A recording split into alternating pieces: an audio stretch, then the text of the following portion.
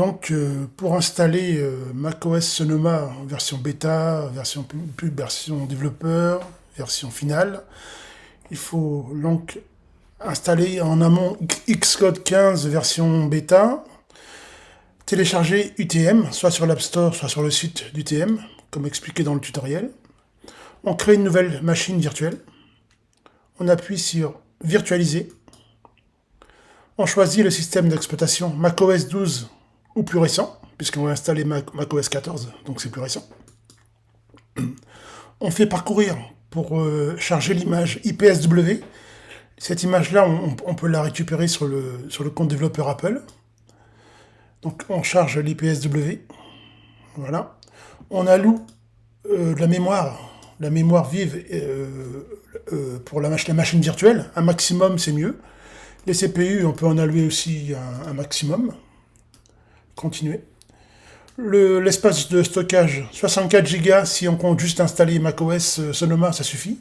Si on compte installer les Final Cut, les Filmora, les grosses applications lourdes et beaucoup de vidéos et autres, on augmente le stockage. Bon, moi je laisse à 64, car c'est juste pour tester la Sonoma. Continuer. On appelle sa machine comme on veut. macOS Sonoma JCB, bon voilà, ok. On fait enregistrer. On démarre la machine virtuelle. Donc on confirme bien. Voulez-vous installer macOS, un système d'exploitation? On confirme que oui. On appuie sur OK. L'installation de l'IPSW dans la machine virtuelle est en cours. Donc là, on en est à 0%, mais ça va passer tout à l'heure à 100%. On patiente un peu. En général, c'est relativement rapide. J'ai précisé dans le tutoriel, donc sur MacPlanet, c'est uniquement sur cette UTM fonctionne uniquement sur Mac Apple Silicon. Autrement dit, UTM ne fonctionne pas sur Mac Intel. Donc vous pouvez effectuer ce tutoriel uniquement si vous disposez d'un MacBook Air M1, d'un MacBook Air M2, d'un Mac Mini M1, d'un Mac Studio, enfin voilà, d'un Mac Pro, du moment que c'est une puce Apple. Sinon, c'est pas la peine. Sinon, si vous êtes sur Intel, il faut le faire avec VMware, avec Parallel Desktop, voilà, des logiciels payants. Celui-ci, il est gratuit. Il est gratuit si on le prend sur le site du constructeur, de l'éditeur, mais il est payant sur le Mac App Store. Donc, je vous conseille de le prendre sur le site du TM directement, c'est mieux. Donc, l'installation est en cours, là, on en est déjà à presque à 40%, vous voyez, là, ça défile. Voilà. Donc, il faut patienter quelques secondes. Voilà. 83, voilà, donc c'est presque terminé. Voilà. Donc c'est relativement rapide, parce que la virtualisation sur un Mac Silicon, c'est vraiment... on se rend pas compte qu'on est dans un environnement virtuel, tellement le processeur est puissant. Par rapport à l'Intel, bon, ça peut ramer, mais là, ça rame pas du tout. On est à plein régime. Donc voilà. Là, je suis en mode fenêtré, mais bien sûr, on pourra passer en mode de plein écran plus tard. Via le raccourci clavier FN plus F. Voilà. FN plus F, hop, il nous passe en mode plein écran. Donc là, on est toujours en mode installation. Vous voyez, c'est presque terminé, 98%, 90%. Voilà. Et pour repasser en fenêtre, on refait FN plus F, évidemment. C'est voilà. Voilà, hop, mode fenêtré, mode plein écran. FN plus F, FN plus F, dans les deux cas.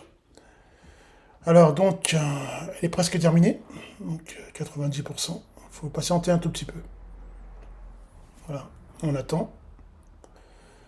Donc voilà, donc il ne faut pas hésiter à allouer beaucoup de ressources matérielles à la machine virtuelle, puisque de toute façon, ça ne ralentira pas la session qui est en dessous, et ça augmentera encore plus la vitesse de votre macOS Sonoma virtuel. Donc c'est ça. Sur macplanet.com, j'ai également fait un tutoriel pour installer macOS Sonoma en version bêta ou version finale, ce que vous voulez, pour l'installer avec VirtualBuddy.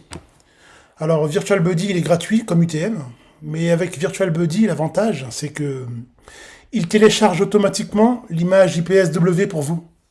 Donc vous n'avez pas besoin de télécharger manuellement le fichier IPSW Restore de macOS Sonoma.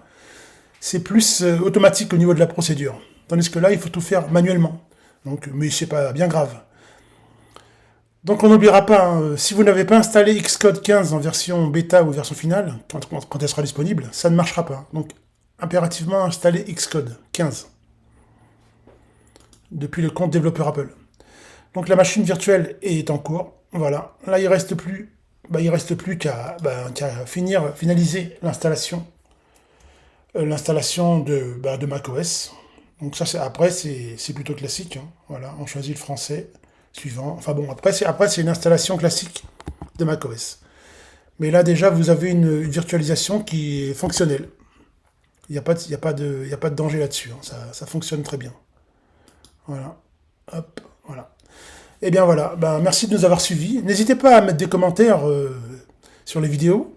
N'hésitez pas à vous abonner aussi. Et n'hésitez pas non plus à visiter le site macplanet.com. Merci à vous.